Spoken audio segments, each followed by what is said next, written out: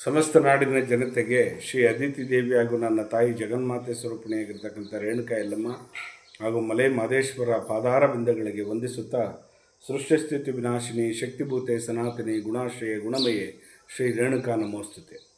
ಬಂಧುಗಳೇ, ಈ ದಿನ ಪಂಚಾಂಗ ಶ್ರವಣವನ್ನು ಮಾಡೋಣ. 14/4/2026 ಮಂಗಳವಾರ, ಉತ್ತರಾಯಣ, ಶ್ರೀ ಪರಾಭವ ನಾಮ ಸಂವತ್ಸರದಲ್ಲಿ ಚೈತ್ರ ಮಾಸದ ಕೃಷ್ಣ ಪಕ್ಷದ ದ್ವಾದಶಿ. ಈ ದಿನ ವಸಂತ ಋತು ಮತ್ತು ಶತಭಿಜ ನಕ್ಷತ್ರ ಇರ್ತಕ್ಕಂಥ ದಿನ ಅಂತಲೇ ಹೇಳ್ಬೋದು. ಈ ದಿನ ಮೇಷ ಸಂಕ್ರಮಣ ಅಂತಕ್ಕಂಥದ್ದು, ಅಂದರೆ ಮೇಷರಾಶಿಗೆ ಸೂರ್ಯ ಪ್ರವೇಶ ಆಗ್ತಕ್ಕಂಥ ಒಂದು ಪರ್ವವಾಗಿರ್ತಕ್ಕಂಥ ಕಾಲ. ಅತಿರೇಕವಾಗಿರ್ತಕ್ಕಂಥ ಬಿಸಿಲು ತಾಪಮಾನ ಜಾಸ್ತಿ ಆಗ್ತಕ್ಕಂಥ ದಿನ. ಹಾಗೆ ಡಾಕ್ಟರ್ ಬಾಬಾ ಸಾಹೇಬ್ ಅಂಬೇಡ್ಕರ್ ಅವರ ಜನ್ಮದಿನ. ಅವರನ್ನು ಮನದಲ್ಲಿ ಸ್ಮರಣೆ ಮಾಡುತ್ತಾ ನಮಗೆ ವಿಶೇಷವಾಗಿರ್ತಕ್ಕಂಥ ಈ ಭರತಖಂಡಕ್ಕೆ ನಮಗೆ ಸಂವಿಧಾನವನ್ನು ತಂದುಕೊಟ್ಟಂಥ ಮಹಾನ್ ಚೇತನ ಅವರನ್ನ ಹೃದಯ ಸಿಂಹಾಸನದಲ್ಲಿ ಸ್ಮರಿಸುತ್ತಾ, ಎಲ್ಲರಿಗೂ ಸಮಾನತೆಯನ್ನು ತಂದುಕೊಟ್ಟಂಥ ಡಾಕ್ಟರ್ ಬಾಬಾ ಸಾಹೇಬ್ ಅಂಬೇಡ್ಕರ್ ಅವರ ಸಾಷ್ಟಾಂಗ ಪಾದಗಳಿಗೆ ವಂದಿಸುತ್ತಾ ಅವರನ್ನು ಸ್ಮರಿಸುತ್ತಾ, ಮೊದಲು ಈ ದಿನ 12 ರಾಶಿಗಳ ಗಮನ ಕೊಡೋಣ ಬನ್ನಿ.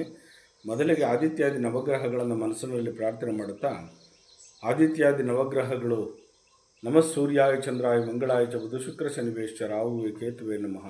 ಗುರುಬ್ರಹ್ಮ ಗುರುವಿಷ್ಣು ಗುರುದೇವೋ ಮಹೇಶ್ವರ ಗುರು ಸಾಕ್ಷಾತ್ ಪರಬ್ರಹ್ಮ ತಸ್ಮೈ ಶ್ರೀ ಗುರುವೇ ನಮಃ. ಗುರುವೇ ಸರ್ವಲೋಕಾನಾಂ ವಿಜಯಸೇ ಭೌರೋಗ್ನಾಂ ನಿಧೇ ಸರ್ವವಿದ್ಯಾನಾಂ ಶ್ರೀ ದಕ್ಷಿಣಾಮೂರ್ತಿಯೇ ನಮೋ ನಮಃ. ಮೊದಲಿಗೆ ಮೇಷರಾಶಿಯವರಿಗೆ ಅದೃಷ್ಟದ ದಿನ ಅಂತಲೇ ಹೇಳ್ಬೋದು. ಈ ದಿನ ತುಂಬ ಚೆನ್ನಾಗಿದೆ, ಖುಷಿಯಾಗಿರ್ತೀರ. ವೃಷಭ ರಾಶಿಯವರಿಗೆ ತಾಳ್ಮೆ ಕಳ್ಕೊಳ್ತೀರ, ಕೋಪಕ್ಕೆ ಉದ್ರೇಕಕ್ಕೆ ಮನಸ್ಸನ್ನು ಕೊಡ್ತೀರಾ, ಸ್ವಲ್ಪ ಹುಷಾರಾಗಿರಿ. ಮಿಥುನ ರಾಶಿಯವರಿಗೆ ಪ್ರಗತಿ ಪಥದಲ್ಲಿ ನಡೀತೀರಿ. ಈ ದಿನ ತುಂಬ ಚೆನ್ನಾಗಿರ್ತಕ್ಕಂಥದ್ದು. ಕಟಕ ರಾಶಿಯವ್ರಿಗಂತೂ ನೆಮ್ಮದಿಯ ವಾತಾವರಣ ಇರ್ತಕ್ಕಂಥದ್ದು. ಇಷ್ಟು ದಿನ ಸ್ವಲ್ಪ ಒಂದು ರೀತಿ ಚಂಚಲತೆ ಇದ್ದರೂ ಕೂಡ ಈ ದಿನ ಮನಸ್ಕಾರಕ ಚಂದ್ರ ನೆಮ್ಮದಿಯ ವಾತಾವರಣ ಕೊಡ್ತಕ್ಕಂಥವ್ರು. ಇನ್ನು ಸಿಂಹರಾಶಿಯವರಿಗೆ ಬಂಧು ಮಿತ್ರರು ಆಗಮನವಾಗ್ತಕ್ಕಂಥ ದಿನ. ಈ ದಿನ ತುಂಬ ಲವಲವಿಕೆಯಾಗಿರ್ತೀರಿ, ಚೆನ್ನಾಗಿರ್ತೀರಿ. ಇನ್ನು ಕನ್ಯಾ ರಾಶಿಯವರಿಗೆ ಛಲ ಕಟ್ಟಿಟ್ಟ ಬುತ್ತಿ. ಈ ದಿನ ಛಲವಾಗಿರ್ತೀರ, ಒಂಥರ ಸ್ಟ್ರಾಂಗ್ ಆಗಿರ್ತೀರ, ಮನಸ್ಸಲ್ಲಿ ಛಲವನ್ನು ತಗೊಳ್ತೀರ. ಇನ್ನು ತುಲಾರಾಶಿಯವರಿಗೆ ಆಡಳಿತ ದರ್ಪವನ್ನು ತೋರಿಸ್ತೀರ.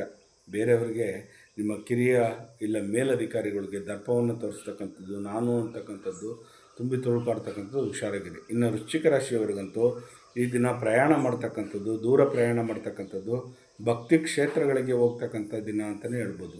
ಇನ್ನು ಧನುಸು ರಾಶಿಯವರಿಗೆ ಜಯ ಕಟ್ಟಿಟ್ಟ ಬುತ್ತಿ. ಈ ದಿನ ತುಂಬ ಚೆನ್ನಾಗಿರ್ತೀರ, ಲವಲವಿಕೆಯಾಗಿರ್ತೀರ, ಖುಷಿಯಾಗಿರ್ತೀರ.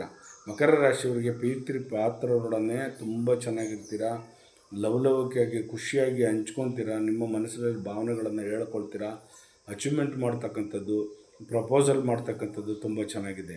ಕುಂಭರಾಶಿಯವ್ರಿಗಂತೂ ಒಳ್ಳೆ ನಡತೆಯಾಗಿ ನಡಿಬೇಕು. ಈ ದಿನ ನೀವು ಮಾಡ್ತಕ್ಕಂಥ ತಪ್ಪಿಂದ ಇಡೀ ಜೀವಮಾನದಲ್ಲೇ ಪಶ್ಚಾತ್ತಾಪ ಪಡ್ತಕ್ಕಂಥ ಒಂದು ಸನ್ನಿವೇಶ ಎದುರಾಗ್ತಕ್ಕಂಥದ್ದು. ಕುಂಭರಾಶಿಯವರಿಗೆ ಹುಷಾರಾಗಿರಿ. ಮೀನರಾಶಿಯವರಿಗೆ ವಿಚಾರವಂತರಾಗಿ, ಆರೋಗ್ಯವಂತರಾಗಿ, ಸ್ವಲ್ಪ ಗುಣಶೀಲರಾಗಿ ಇರ್ತಕ್ಕಂಥದ್ದು ದಿನ ಅಂತಲೇ ಹೇಳ್ಬೋದು. ಯಾಕಂದರೆ ವಕ್ರದಲ್ಲಿ ಗುರು ಇದ್ದಾಗ ಸ್ವಲ್ಪ ವೇರಿಯೇಷನ್ ಆಗ್ತಕ್ಕಂಥದ್ದು ಜಾಸ್ತಿ ಆಗುತ್ತೆ, ಅಡೆತಡೆಗಳು ಆಗ್ತಕ್ಕಂಥದ್ದು. ಹಾಗಾಗಿ ಸ್ವಲ್ಪ ಹುಷಾರಾಗಿರಿ. ಹೀಗೆ 12 ರಾಶಿಗಳಿಗೆ ಫಲಾಫಲಗಳುಂಟು. ಜಗನ್ಮಾತೆ ಸ್ವರೂಪಿಣಿಯಾಗಿರ್ತಕ್ಕಂಥ ರೇಣುಕಾ ಯಲ್ಲಮ್ಮ ಹಾಗೂ ಮಲೆ ಮಹದೇಶ್ವರ ನಿಮ್ಮ ಜೀವನದಲ್ಲಿ ಸುಖ, ಶಾಂತಿ, ನೆಮ್ಮದಿ, ಆರೋಗ್ಯ, ಭಾಗ್ಯ ಎಲ್ಲವನ್ನು ಕೊಟ್ಟು ಕಾಪಾಡಲಿ.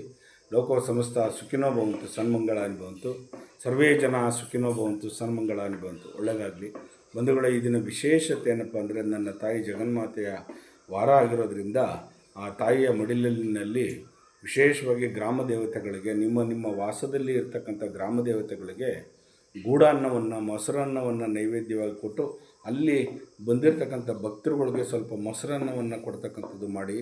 ಖಂಡಿತವಾಗೂ ನಿಮ್ಮ ಮನೆ ಒಳಗಡೆ ಏಳಿಗೆ ಆಗ್ತಕ್ಕಂಥದ್ದು, ದಿನೇ ದಿನೇ ಅಭಿವೃದ್ಧಿ ಆಗ್ತಕ್ಕಂಥದ್ದು ಆಗುತ್ತೆ. ಖಂಡಿತವಾಗೂ ಒಳ್ಳೆಯದಾಗಲಿ. ನಿಮ್ಮೆಲ್ಲರಿಗೂ ಶುಭವಾಗಲಿ, ಒಳ್ಳೆಯದಾಗಲಿ.